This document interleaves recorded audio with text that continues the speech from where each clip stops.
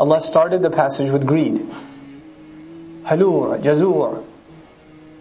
Shar happens to him, he loses sabr. Then he says, come to salat first.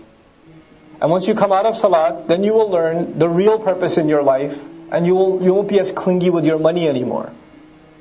If you're a really person of reflection, then you'll realize that you're going to be gone from here. So you'll make the right investments.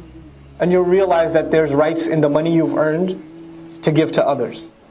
Salat itself, that it doesn't matter what passage of Quran you recite, it'll remind you that you're going to leave here. There's bigger problems. So you start thinking of the rights of others. لِسَائِلِ وَالْمَحْرُومِ. For the one who comes out and asks, and the one that's deprived. Two categories of people. There's somebody who physically comes and embarrasses himself and herself and asks you. They lost a job, they can't pay the bills, the electricity is gone. Husband went away or something, or passed away or something, and they can't help themselves, and it's humiliating to them, but they make a call and say, can I borrow some money, can I have some money? I would really appreciate it. And it really, it hurts the dignity of a human being to want to have to ask. Right? To be put in that position, may Allah keep us all from being in that position. It's a very embarrassing and humiliating position to be in. But if somebody did bring themselves to ask, then don't make them ask again. Don't make them ask again. I'm not talking about the professional beggars that are like pros. But you have a right in your wealth for the mahroom, which means they won't ask, you'll have to go and ask them. You have to be in touch with people around you.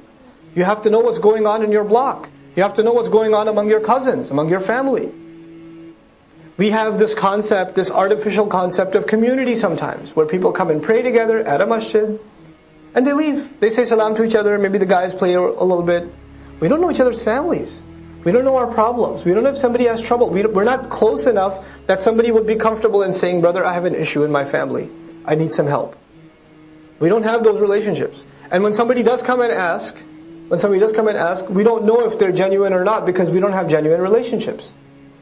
That doesn't exist. Behind this ayah is actually a sense of community. You can't establish this until there's a sense of community. And a sense of care for extended family. So it starts with family and then everybody else. You have a cousin who's in need, you have an aunt, you have a distant relative. They live in some other country, or they live here and you haven't been in touch. Whether they're Muslim or not doesn't even matter, but they're in need. You help. Allah didn't say لِلسَّائِلِ الْمُسْلِمِ وَالْمَحْرُومِ الْمُؤْمِنِ. Anyone who asks, anyone who's in need. وَالَّذِينَ يُصَدِّقُونَ بِيَوْمِ الدِّينِ. And those who confirm the truth in the day of ultimate judgment. Meaning these two things are proof. Salat, and then sadaqah are proof. Salat, because you gave up time. You give up time to make salat. And time is an asset. Time is sometimes more valuable than money. And then of course the next major asset we have is our money. You're willing to give both of them up because you know of a much better time and a much better wealth that is coming your way. That's a confirmation that you believe in it. وَالَّذِينَ هُمْ مِنْ عَذَابِ رَبِّهِمْ مُشْفِقُونَ. And those who, especially when it comes to the punishment of their master, from it they are terrified, and they are also really afraid for their loved ones. Ishfaq actually has love in it too. Urdu speakers use shafqat, right? It comes from the same word. Ashfaqa ala actually means I'm afraid for my children. They're afraid of the punishment of their master, but not just for themselves, from others also. Because the word by definition is muta'addi, it's transitive, so it implies for others. They fear of akhirah for themselves and for others. Inna adhab rabbihim. Actually, I should mention this is an important concept. Allah instills in us the importance of giving to others, right, in this passage. Which means you care about others. You care about others that are having trouble. But if you care about them in dunya, why wouldn't you care about them in akhirah? Like if you're worried that they're going to starve here, why wouldn't it worry you that they're going to burn in the akhirah? So your own salvation terrifies you, and their salvation terrifies you too, it worries you too. وَالَّذِينَ هُمْ مِنْ عَذَابِ رَبِّهِمْ مُشْفِقُونَ إِنَّ عَذَابَ رَبِّهِمْ غَيْرَ مَأْمُونَ. And no doubt the punishment of their master is not something that anybody can be safe from. وَالَّذِينَ هُمْ لِفُرُوجِهِمْ حَافِظُونَ. And those who, especially when it comes to their privates,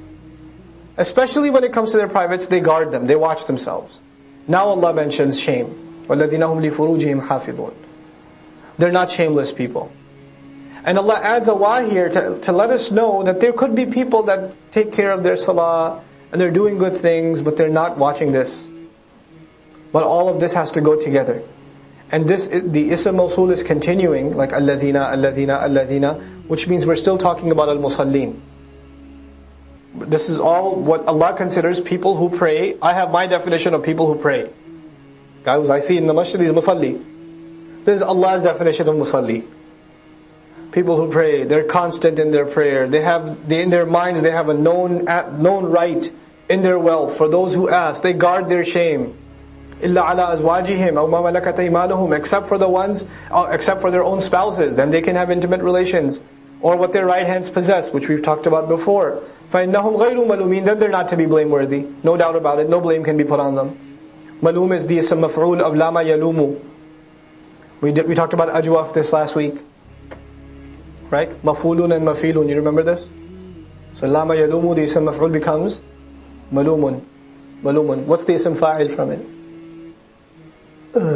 Lama. Qala becomes? So lama becomes? La'imun. La'imun, blamer. La'imun means blamer. Malum means the one blamed. Ghayru malumin, they're not to be blamed. They're not blameworthy. Okay? Now Allah mentions this because as I told you, inna salata tanha anil fahsha. Number one thing, salat prevents from shamelessness. So Allah says if they're really musallin, then obviously they'll guard their shame. Obviously they'll be people of haya. فَمَنِ ابْتَغَى وَرَاءَ ذَلِكَ, then whoever goes beyond those limits, pursues something else, فَأُولَٰئِكَ هُمُ الْعَادُونَ, then they're the ones that have engaged in animosity. They've done an act of aggression. وَالَّذِينَ هُمْ لِأَمَانَاتِهِمْ وَعَهْدِهِمْ رَاعُونَ, and those who, especially when it comes to the trusts they are entrusted with, أَمَانَاتِهِمْ, and the promises that they make, وَعَهْدِهِمْ رَاعُونَ, they are particularly and constantly watchful. And ra'a actually means, it's in the meaning of shepherding.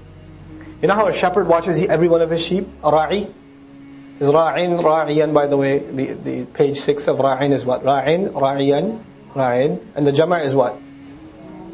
Ra'una, ra'ina, ra'ina. That's what this is. Ra'a yar'a. This is fataha yaftahu. Right? So ra'un, they're shepherds over their promises. When a shepherd is taking care of his flock, he watches every little one of them. Even if a wolf takes away one, he's like, just one, I got 23 others, it's okay. He doesn't do that. He's constantly looking around. Anything that will come and attack any of my sheep. He's constantly looking. Constantly heading them in the right direction, steering them in the right direction. Every commitment you and I make is like that. Because we're people of salat. Because salat is a fulfillment of promise to Allah. Salah is an amana. Salah is a ahd.